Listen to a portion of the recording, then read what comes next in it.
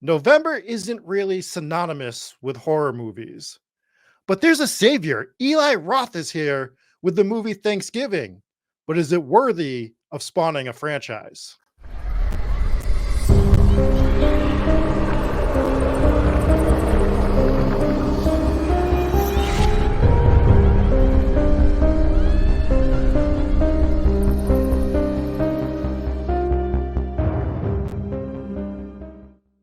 What is up, everybody? Welcome to another Hometown Ghost Stories review. I am your fearless host, Rob Coakley. Joining me, as always, is Dave Wilkins. What's up, Rob Coakley? And Jesse Wilkins. Hello, friends. And we literally, not even joking, we just got home from the movie theater. I just got out of my car.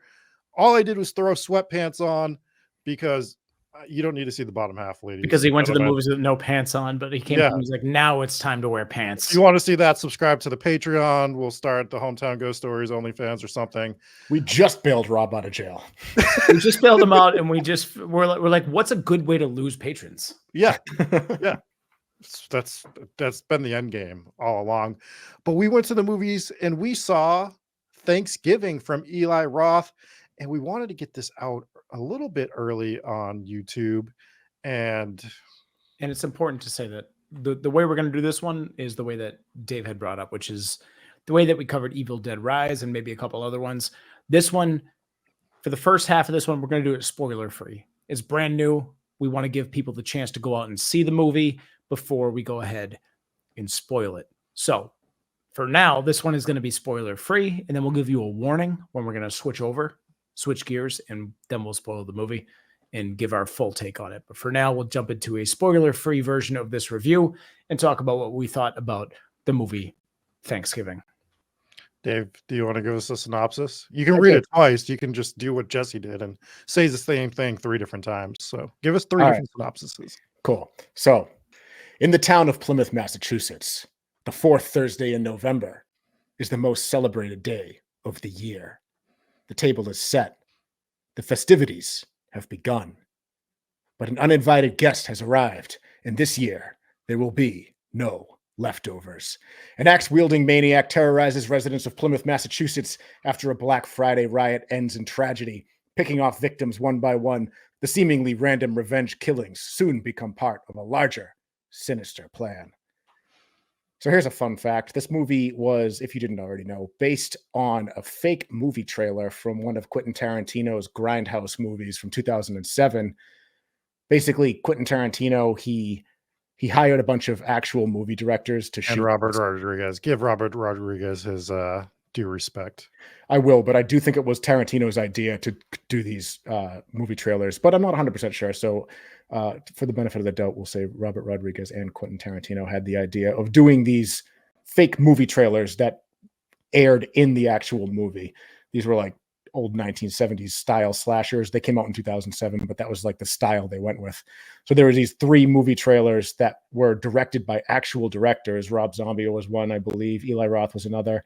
And Edgar Wright. And Edgar Wright was the third. And one of them was this Thanksgiving slasher trailer. And finally, after 15 years has it been since these movies came out? Yeah. They actually made this Thanksgiving slasher. And based on what we all thought it was going to be off this silly trailer, it was exactly what I wanted it to be. So when you think of Eli Roth, right, you think of horror movies. He did the Hostel movies, he did Cabin Fever, but he hasn't really done a slasher. So you could tell, as you're going through this movie, this is almost a love letter to slasher movies from Eli Roth to what he grew up with, which is late 70s, 80s slashers. And you could tell that he's very passionate about it. So we'll get into it. But I really enjoyed knowing that Eli Roth put a lot into this movie, and you can see it. Yeah, this was such an experience seeing it where we saw it. So we saw this movie in the theaters, like an hour ago. This was, we watched it in Hanover, Massachusetts, pretty close to Plymouth, Massachusetts. And what was wild was this movie starts off and the town of Plymouth just has a beef with the town of Hanover, which is literally where we're watching this movie. Now, this is the first time I've ever watched a movie where everybody in the theater, this theater was packed, it was sold out. Everybody cheered when they when they revealed the name of the town, which is Plymouth, Massachusetts. Everyone just cheers. Yeah. As the movie kicks off, it starts off with kind of a Black Friday scene with all your crazy shoppers and people going nuts. And you realize immediately that there's a beef between Plymouth and Hanover. And it was absolutely hilarious because we're just sitting here in Hanover watching this movie, and they're literally like, dude, fuck Hanover. And they start over Fuck Hanover. Fuck Hanover. They start a fuck Hanover chant while they're in a car full of people, and we're in Hanover watching the goddamn movie, and there's fuck Hanover, fuck Hanover. And we're like, this is fucking awesome. Like it was so funny to watch this. And now this movie, unfortunately, did not take place in Plymouth, Massachusetts. I mean, it took place in Plymouth, but they didn't shoot it in Plymouth. It did look like Plymouth. It looked a lot like Plymouth. It looked a little like Plymouth for the most part. But like, if you know, you know. If you know, you know. But downtown Plymouth, it did look like the structure to a point where a few parts I was watching, I was like, this could actually be Plymouth. I didn't recognize any of the store names. They were going Plymouth East and Plymouth South, which isn't a thing. It's Plymouth North and Plymouth. They were going Plymouth East and Plymouth West, when Plymouth is basically Plymouth North and Plymouth South. If you're from the area, you know. If you're not, you don't. But it was kind of I live in West Plymouth. Shut the fuck up, Dave. Yeah. So it was a funny twist. And West is a thing. Well, not in Plymouth. Not in Plymouth. It's just north and south. Bridgewater is east and west. Plymouth is north and south. And fuck Hanover. And fuck Hanover. Go back to Methuen, you fucking clowns. Yeah, dude. You know what's a bummer about this movie and where it was shot? I mean, it was fine that they shot it in Canover. In Canada. They shot it in Canada, but they wanted to shoot it in Plymouth, but they had to get permission from the town of Plymouth and the Historical Society. I think it was the Historical Society. Someone in Plymouth shut it down. They said, no, you're not filming this movie here, which is a huge bummer because that would have been so cool. And I feel like if it was left up to the people of Plymouth, we all would have been like, yeah, absolutely, shoot that here. That's awesome. That'd have been so much fun. I don't know. You're part of All Things Plymouth Facebook page. You know how terrible all of the people are. Yeah, one of the worst these are people who are very sensitive and offended by everything. So I think that they would have been like, what? You're going to do what with John Carver? You're going to do what to John Carver's name? John Carver? Have you ever been to the John Carver Inn? This is another funny part about this movie and how because John Carver was a real person. He really was the first governor, or not the first governor, or the first mayor of Plymouth, whatever it was, whatever historical character this guy is. And I was listening to Eli Roth. Wild that you know nothing about it when we covered the John Carver Inn as one of the haunted places in Plymouth. But yeah, I don't have the information right in front of me, but he was a real guy. And I was listening to Eli Roth, his interview on Chris Jericho's podcast last week, and he said that he was like, end quote, it's very rare that you get like history just leaves a gift for you. Like the guy's name is actually Carver, and he's going to be, our slasher is going to be based on a guy named John Carver, which I think is pretty funny.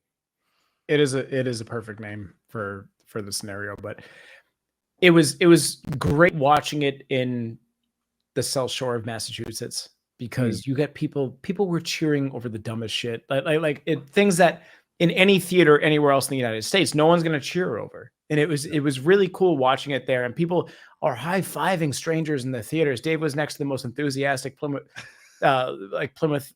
enthusiast that I've ever seen before. And I'm sitting next to a guy with the worst Boston accent ever, calling out every scene. And it just added to like the whole experience. It made it authentic. It made me frustrated because he wouldn't shut the fuck up. It was a terrible time sitting next to the guy that I was sitting next to. Meanwhile, Dave is all of a sudden best friends with the guy that he's sitting next to, and Rob's sitting in the middle, and everyone hates that because we both to Rob. But the guy next to me is just the worst. He's the worst, dude. And he's just like, he's calling out every scene. He's like, oh, what? There's a phone right there. There's a phone right there. Phone right there, dude. That was the actual line. I was sitting there and I'm listening to the Boston accents on the screen. And I'm like, some of these might be a little over the top. They're going with this real Revere type accent. And then as soon as I'm thinking it, he just blurts out, there's a fucking phone right there. And I'm just like, oh no. Use the cord. Dude, it was brutal. And you know, this guy was like fresh out of a halfway house. He's sitting there. It's nighttime and he's pounding a Monster Energy. So I'm like, all right, this is a guy in sobriety, which is fine, but he's obnoxious. You don't pound a fucking energy drink in the middle of the night and watch a movie. This is what I'm dealing with. And this guy is over the top. Just every single scene, he's trying to call it all out. He's like, it's gotta be somebody with a military background, dude. He's got flashbangs. He's got grenades. He's got a Glock, dude. It's just obnoxious to next to it. And so there's this one scene. We don't want to spoil things. So we're not going to spoil stuff, but I'll get to that part later. But we'll go back into we'll give everyone a little bit of a break from the Boston accents, and we'll go back to it later on in the review.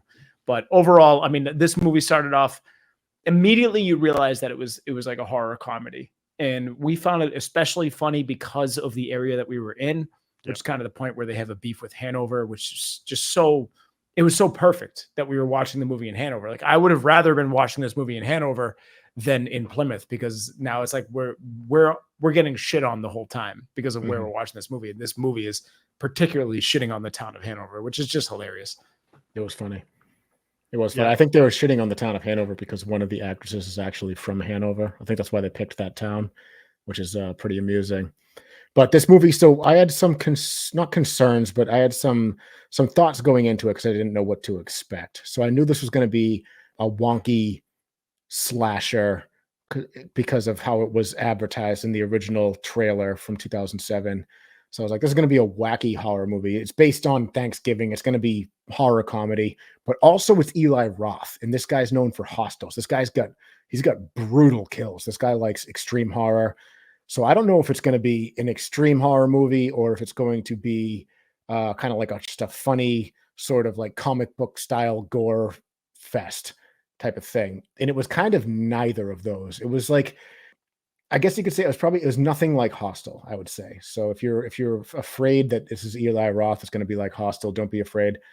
There's no reason for that. It wasn't anything like that. It's more of the former, kind of like a funny, not kind of funny like slasher with like some pretty wacky graphic kills. It was more Cabin Fever than Hostel is what I would say. I would agree with that. You know, it's got its moments. The guy next to you thought it was the funniest movie that has ever been released. Yeah, you would have thought we were watching a comedy. Yeah. I was hoping that Eli Roth would come up with a really, really fancy way of like killing off audience members. That's how I was going to go next. I was like, come on, Eli, just kill this guy off.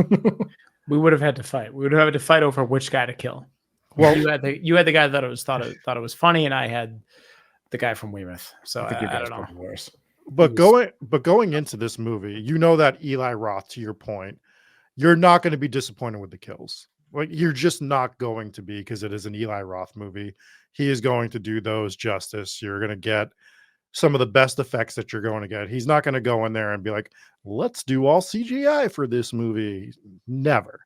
Eli Roth is never going to do that. So you kind of already go in knowing to expect that. And that is one of the most important parts of a horror movie, especially a slasher. Your kills need to be on point. They don't all need to stand out, but you need to have standouts within the movie. And I think this movie actually does a great job of doing that, having some standout kills that rely on the setting of Thanksgiving. Listening to Eli Roth talk about this movie, he wants to make this a franchise. My concern is you used a lot of the Thanksgiving props, I would say, or traditions for your kills already. I'm not saying he can't do it. What I'm saying is I'm interested to see how you continue that if you do a part 2 without being redundant. Right. And not to get any spoilers, but they had some ridiculous ones. Yeah, we'll get into them. We will. But there's plenty still on the table. They didn't scallop any potatoes. You know what I mean? Like they could still do some things. Scalped potatoes. Yeah, see, there's some openings. So there's plenty that you could still do with this. But this movie, I mean, like, I don't remember which one of you told me that this wasn't going to be a horror comedy because it's Eli Roth. I don't know if you were being sarcastic or if you were just misinformed. Somebody said this before we walked into this movie, and within 2 seconds, you realized that it was a horror comedy. Like it. I was basing it off what Eli Roth said. He's like, this is not a horror comedy. It was you. It was me. Well, what was Eli? I mean, he lied to the people. I listened to that portion too. I think you took that a little out of context of what with his meaning on it. Apparently. So I would suggest going to listen to the interview if you want to hear all that on Talk is Jericho. The other thing I think you need to do with a slasher movie, which we will get into a little bit more in the spoilers, I think the cast overall was solid, but I think you need a really strong final girl in a slasher movie. And I think this movie really missed the mark on that until the third act. I wish there was a lot more build with your final girl in this particular movie. So it's not a perfect slasher by any means, but it's watchable as well. Not watchable. Points off because you didn't get the final girl until the final act. Well, no. Well, you didn't get a build of the final girl. Sure. So we just watched Nightmare on Elm Street, right? Mm-hmm. Which I think may be better than any slasher movie that's out there. With regard to a final girl. Or in general, do you think it's the best one? I'll finish my point at some time. I just wanted to. I was trying to follow along. Let me fucking finish, and then you'll figure out what I'm saying. I think that Nightmare on Elm Street with Nancy has the best build for a final girl from start to finish in a movie, right? You're seeing her react to the situation, become stronger, become more competent. You're getting a real build for her. It's throughout the entire movie. I don't think this movie did that well. I think the final girl in the third act was good, but I think there could have been a lot more building of her and making her more of a focal point. Really, I think she kind of gets lost a little bit here and there. Are we talking about Gabby, like the main characters? The main character in the whole. How was there? She was the main character the whole time. But they went away from her, and I don't think they built her up enough. Okay, so that's fine. So, what do we do? Do we do a rating here? And we'll rate it. We'll rate it right now. So, I like this movie. I thought it was pretty much what I had expected based on what I saw in the trailer. And you want the gory kills, you want the humor. It's a Thanksgiving style movie. I feel like they hit all those points. I thought it was too long. That's one of my negatives. I have another negative that we'll get into in the spoilers section. But for the most part, I think this pretty much hit on all of the points that I would want it to hit, with a couple of things here and there that I didn't really like that we'll get into. But for me, it's a 4-4. Ah, man, 4-4 is really strong for this movie. It was fun, and I'm trying not to be biased because we watched this in the South Shore, right down the street from Plymouth. Obviously, did we? We didn't talk about that yet. Yeah, I mean, it's a point because I'm trying not to be biased because of this. Rob is doing everything he can to like ruin all chemistry in this podcast. I don't know if you guys ever noticed this, but like Rob is like he's dead set on having no flow whatsoever. It's very difficult to deal with. So with that being said, this movie's like a 2-5 for me, man. It was fun. This is why I have to ruin the flow, because you're a fucking idiot. This is great. It's great for chemistry. No, it's just, it wasn't that good, man. It was fun.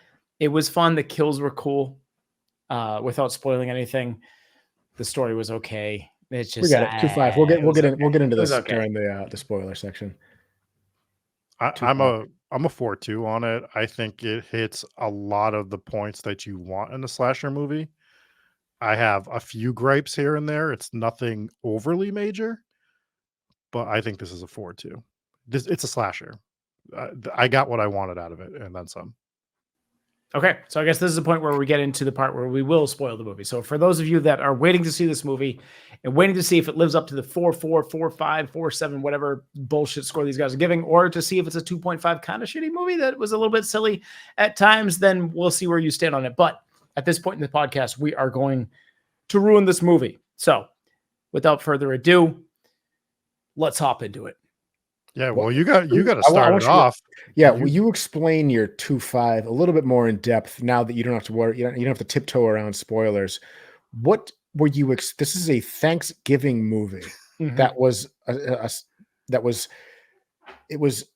pitched as a Thanksgiving slasher. This was gonna be a goofy movie, and it was going to be a wacky slasher with a whole bunch of just banana land kills, which we got. What could this movie have done to get a higher score, closer to a 5 for you? So here's the thing. The movie was silly. As a comedy, it's in the 4 range for me. If we're talking about slasher / horror, were any of you scared or like in suspense at all in this movie whatsoever at any point in any time ever? No. Rob? Not in suspense. Don't fucking lie to me.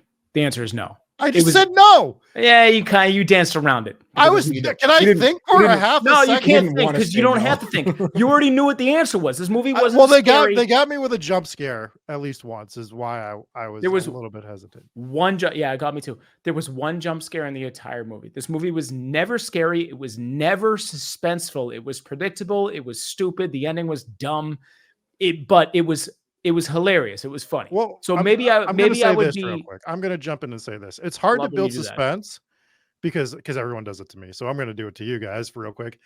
It's hard to build suspense. Oh, I'm sorry. No. It's hard to build my point because that's what you do, right? That's what you do. Rob is always like, "Oh, fuck you guys. Let me finish my point." Finish it. But when Rob wants to cut in, it's fine. Okay, go ahead. I don't ever cut in. You literally do all the time. No, I don't. I'm making a highlight reel. I'm making a fucking highlight reel of Rob cutting in all the time. But go ahead. We're waiting for you to finish your point. No, I can't. No, Rob, cut in. Go ahead. I was just going to say that it's really hard to build suspense when the guy next to Dave is laughing the entire fucking movie, even at stuff that's not funny. That has nothing to do with how the movie was made and nothing to do with why the movie scored the way that it was scored. To me was points off because of who's sitting next to you in the theater. If I was taking that into account, it's hard to build suspense. If I was taking that into account as to who was sitting next to me in the movie theater, this movie would be a 0.0 because this movie, the guy next to me was unfucking bearable. The guy on both sides of you, Jesse, were unbearable. No, Rob was fine. Dude, I joke, but the movie was really fun. It was really silly. As a comedy, it's like a 4.6 for me. As a horror movie, I'm hard even giving it a 2, man. Like I was I get it. It wasn't supposed to be a scary movie. It's a slasher, but no suspense, no scare. The kills were fun, but they were fucking goofy. Like there wasn't a single moment of tension. Like everything was just goofy. It's fine. I love comedy. This is comedy. It's not even horror. It's 100% comedy from start to finish. It's a comedy movie. For me. I actually respect your take on that. And it's a good point with the was it suspenseful? Fair. No, I don't get really scared and in suspense for any slasher. For me, slashers are more fun. They're more I feel like if you suck all of the comedy and fun out of a slasher, I think it's kind of a shit slasher, which is why I'm not huge on Halloween. But what it ended up being, I thought they hit all the points. So I wasn't expecting to go in and to be scared or to be put in suspense because it's a Thanksgiving slasher. So I feel like to hold it to a standard that's like, all right, I want to be scared and I want to be on the edge of my seat and I want it to be tense, I feel like is unfair. It's an unfair standard to hold this movie to, because if you go back and watch the original trailer from the Grindhouse movies and then you say, all right, this is going to be scary, you're stupid. And I know that you're not saying that. I'm not calling you stupid. I'm just saying, like, the way the movie is pitched, and I'm looking at it on IMDb right now, the genres are horror, mystery, and thriller. There's no comedy. And now I understand when I watched the trailer, I know what I'm getting into. I knew what we were getting into.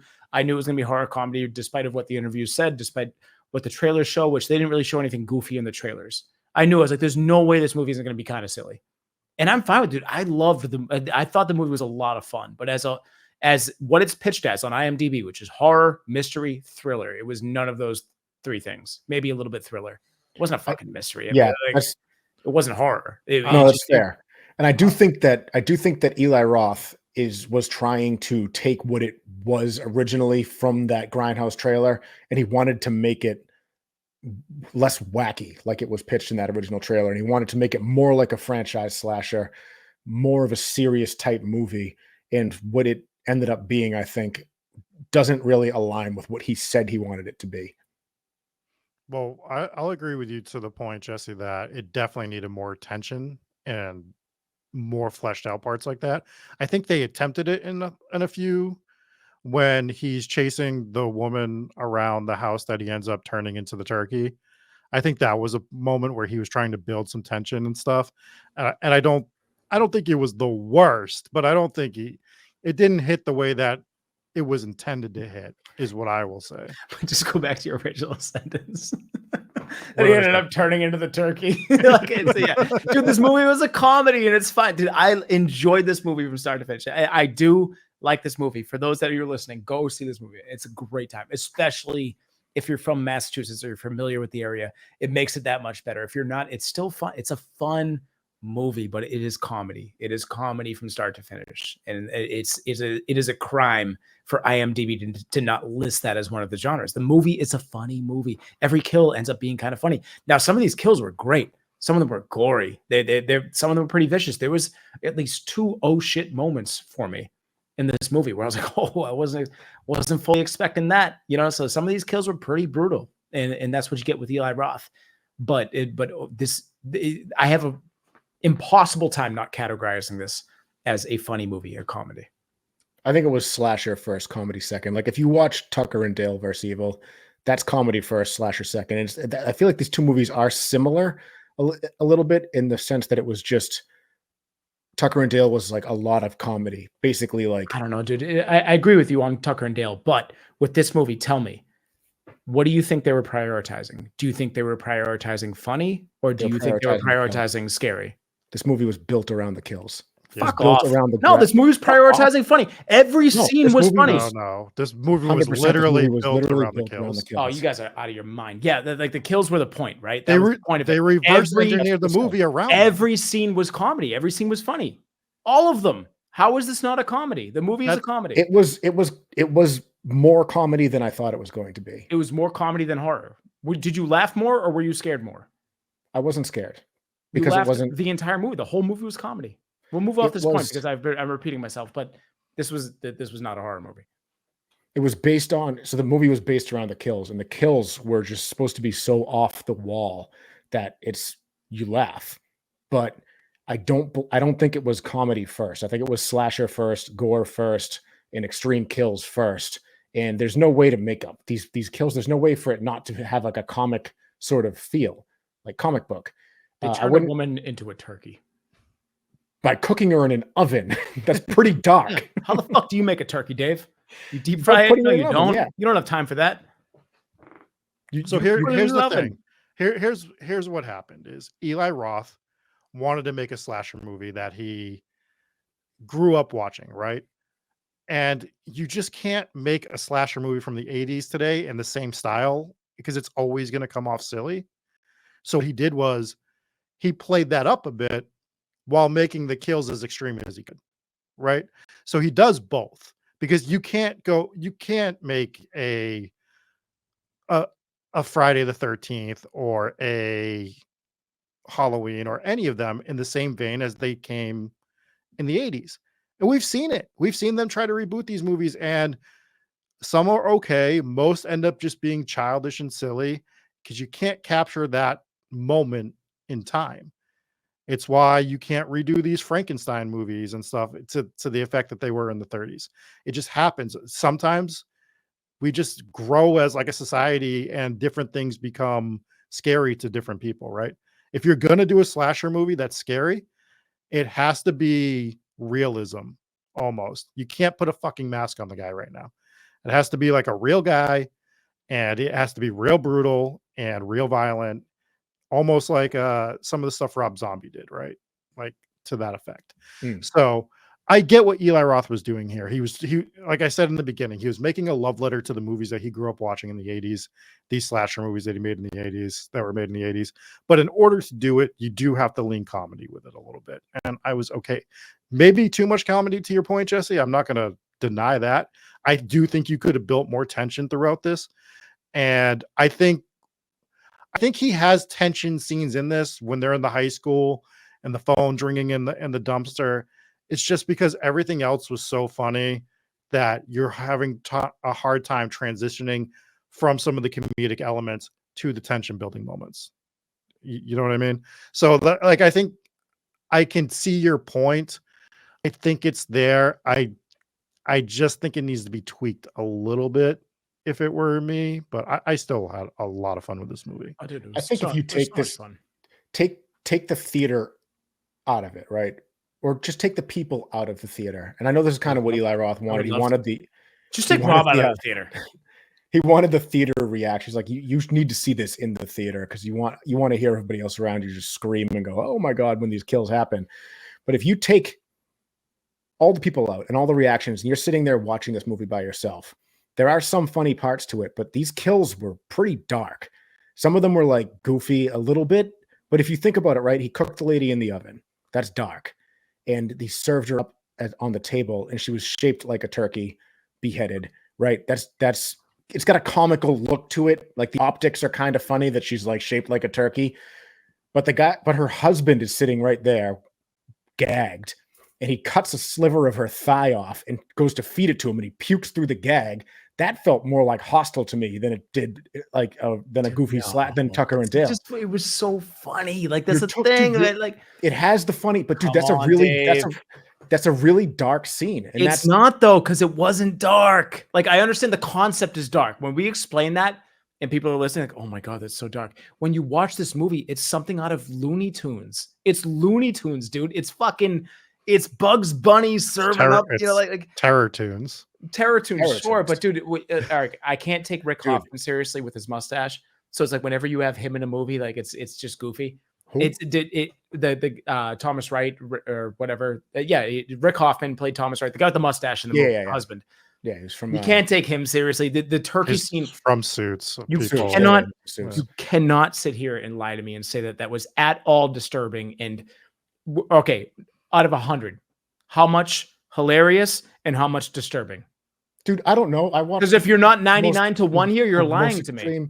This is. I'm gonna put this in the positive category because he took a scene that should have been one of the most darkest, repulsive.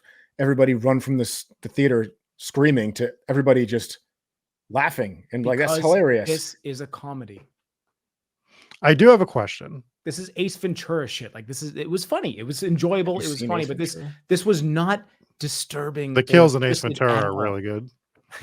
They're probably more dark and disturbing than this movie, dude. It was fine. It was an enjoyable movie, but every kill was hilarious. The only one that got me that I was like, oh shit, that's a little fucked up, was the trampoline scene where he was stabbing through the trampoline. Oh, that was great. That was cool, man. That was cool. That was the only like oh shit moment that I had in this movie, and everything else was just hilarious. I loved every kill. They were all brutal. They were all extreme. This is all extreme horror shit that you cram into a borderline comedic movie. And it's just, dude, he gave us Hostel, and he tricked us into just laughing and thinking it's a comedy. Like none of these kills were less brutal than anything I've seen in Hostel, except for when he melted the chick's eyes with a blowtorch. You're lying through your teeth right now. Like everything in Hostel was disturbing. Everything in this movie made us in the entire theater laugh. I'm saying they're the same kill, not the same kills, but like they're the same. They're to the same level of extremity. But there's just, you have like one dark atmosphere and one like fun slasher atmosphere. Mm-hmm. The kills aren't that different because one movie is a horror and one movie is a comedy. One's a slasher and one's extreme horror. Let's talk about the kill in the truck because that one was fucking that one was eye opening. That was surprising. With the one where the pole goes through the back of the guy's head. That was great. Oh yeah, his nose peeled to the side. Yeah, that one was fucking amazing. The one I didn't understand, and I actually am asking you guys this seriously because I might have missed something. One of the opening scenes with the waitress at the diner, the one that I love that whole sequence. To be honest with you, I thought that was a great sequence. That actress was great. Yeah, she was phenomenal. Yeah, but the actual kill portion where she gets cut in half by the garbage truck. How did she get cut in half by the garbage can? Because I didn't understand the light plastic lid closing on her real quick. That was dumb. It was fun, but I wasn't sure if I missed something. To be honest, that was the turning point where we realized what kind of movie it was going to be. Because like at first, like the kills were kind of brutal. He soaks her in like the sink, and then he sticks her face to the freezer. We're like, ooh, this is going to be a fucking brutal movie. And then as soon as she got chopped in half by a 2-pound plastic lid, that's when we're like, oh shit, this is going to be an awesome movie because it's going to be ridiculous the whole time. And it was. Yeah, I do kind of wish that they had the cut in half for somehow other way then, because I was like, did I miss something with this garbage can? Like, because we all know those. There's the plastic lids that are, can Yeah, you flip them hurt. up. Sometimes you don't flip it far enough and it Yeah, closes again. Yeah. yeah. Yeah, it cuts you in You gotta, half. I you hate gotta it flip that every part. fucking Yeah. time. Sometimes. Every fucking time. Every time Dave gets cut in half, he gets shorter and shorter. The only thing that's ridiculous is if I don't flip it hard enough, or if I do flip it hard enough, my arm will dislocate. So I am the actual only victim to these lids. I'm kind of in between the two of you on this. I probably lean more on Dave's side. Because I just think they have really, really good kills in this movie. My problem was the final girl. I thought that they did some building. That's why I'm not like knocking it completely. But I think they could have built her character a little bit more. She could have been looking into it. I just felt like stuff wasn't going anywhere with what she was doing. Right. Like she did the whole look at the camera stuff. She got some stills, but like, what did it really do? I guess it was like red herrings because, spoiler alert, Patrick Dempsey's the killer.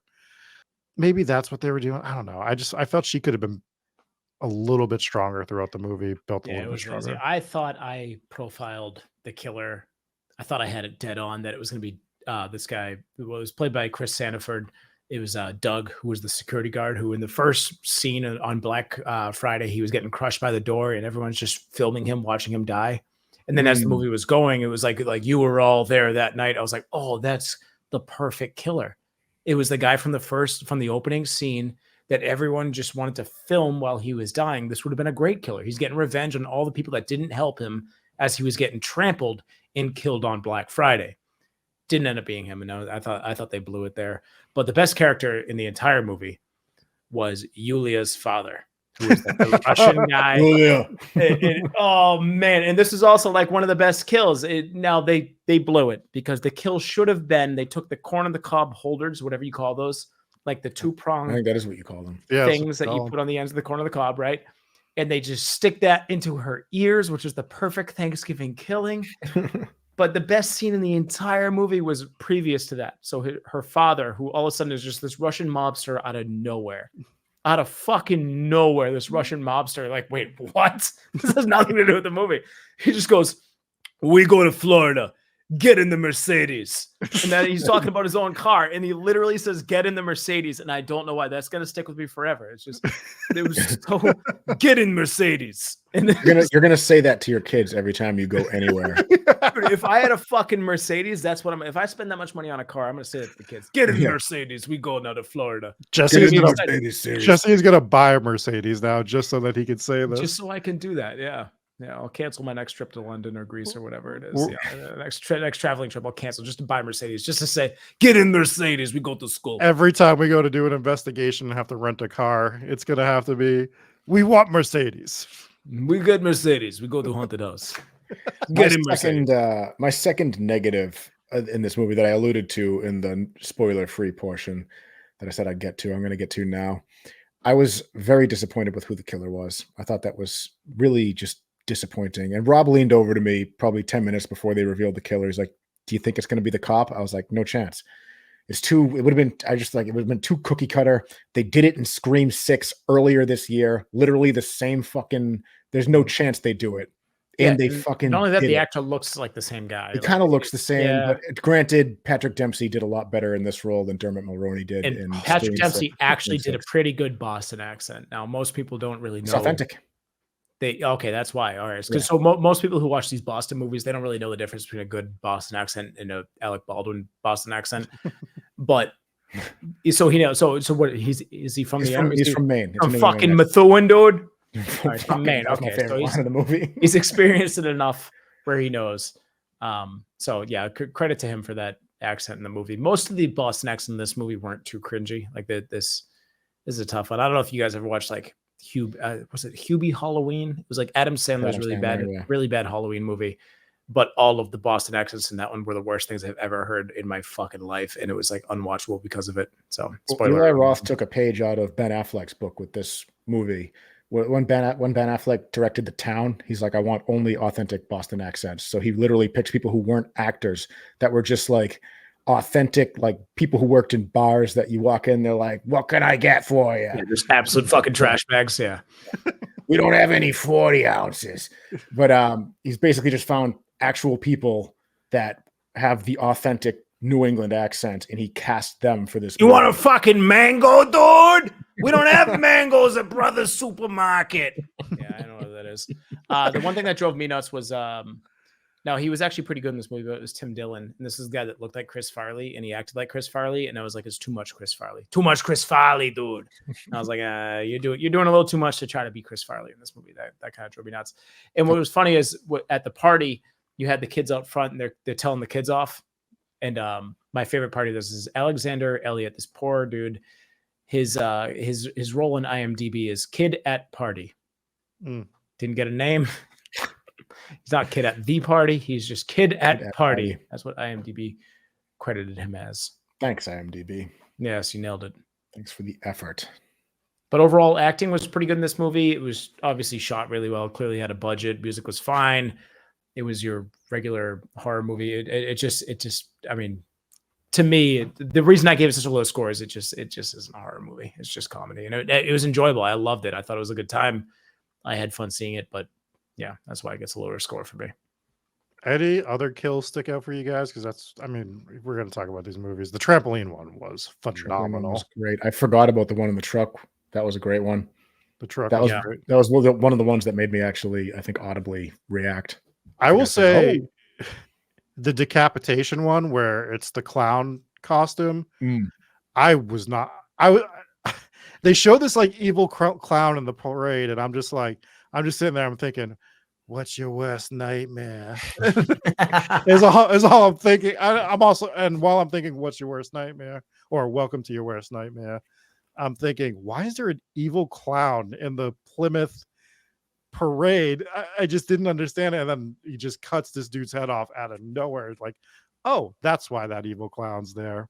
That was directly from the original Grindhouse trailer. They remade that scene. So that was a throwback to that.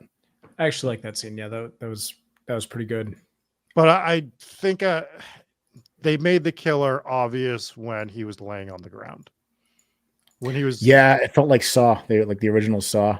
Yeah, when he was laying down on the ground in his own pool of blood. I was like, oh shit, maybe he is the killer. I almost nudged you and like, dude, I think you might be right. I regret that. I don't want to give Rob too much credit for predicting the killer because it was like the 17th person you listed to me. No, it was. I legitimately thought it was going to be the stepmother in the beginning. I thought they set it up nice for it to be her, for that to be a bit of a twist in this movie. Until they cooked her. Until they fucking cooked her. Well, that scene was also actually like a pretty disturbing scene. So that was probably the only scene in the movie. I said that, and you're like, no, it was fucking funny. Well, no, the aftermath was hilarious. It was you were talking about the dinner scene. They stuck her in the oven. That's fucking in dark. the oven when they had her actually in the oven. That was a moment that was a little bit dark, but like the aftermath where you try to describe the eating of, now when we say it sounds fucked up, but when they actually like served her on a plate, it was absolutely hilarious. It was Looney Tunes. It was nonsense. It was nonsense. It was silly. And don't even lie to me and say you were in the least bit uncomfortable or scared or disturbed. You also thought it was hilarious. You and the rest of the theater. Much the most fucked up. I think you need to. I think you probably watch actual videos of people being cooked and eaten alive because you're just a messed up individual. You go on the dark web. More than I. I think we all need to watch this movie outside of the theater. I'm sorry for finally being the one who isn't the neutral party here. I was actually just going to say, Jesse, thank you for joining us in this first ever horror movie review. For finally having an opinion on a movie. Yeah. No, I love it. Is there any other? I mean, I like the neck. So if you want to talk about silly but fun, the neck snap where he turns his head all the way around is silly but fun, but it leads to one of the best kills. That was the best kill in the movie right there. This wasn't a kill per se, but I love when he opened the oven while she's in the oven. He opened it and just stuck the turkey thermometer in her shoulder. That was the point where I almost actually said something to the guy next to me because he goes, "Don't stick in the meat thermometer." Oh, did he call it? Yeah. Oh, he called it. I was like, no fucking way. And then he did. I was like, oh, you gotta be shitting me, this fucking guy. The meat thermometer. Yeah.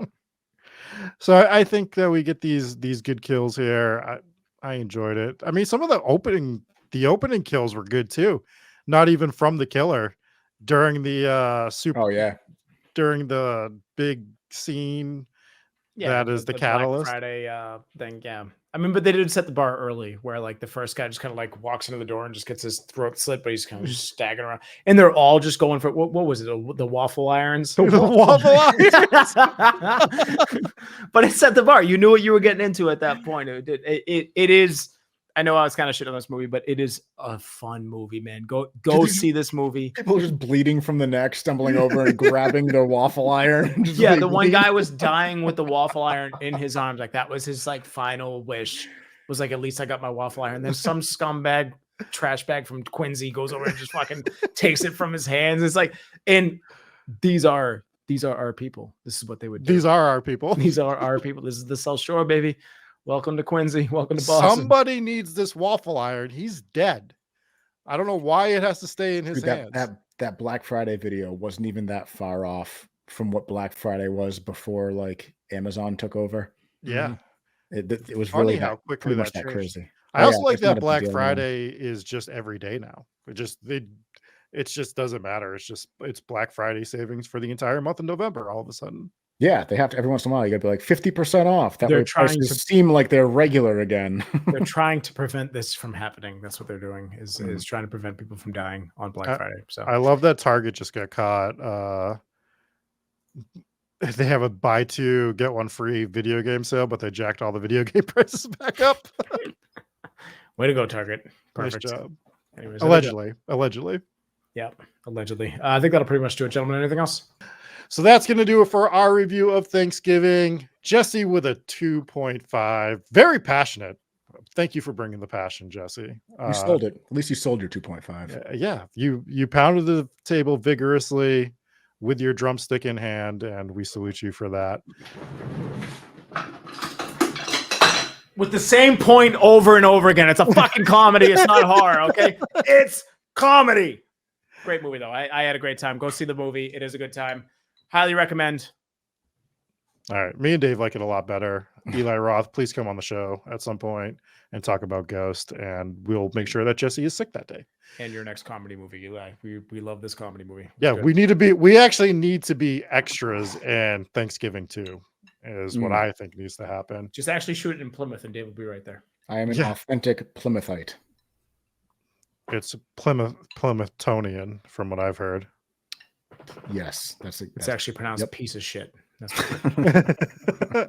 For myself, for Jesse and Dave, we're going to get out of here. But before we do, in the comments, let us know what your score is. Let us know why either me and Dave are right or why Jesse's right. Peace.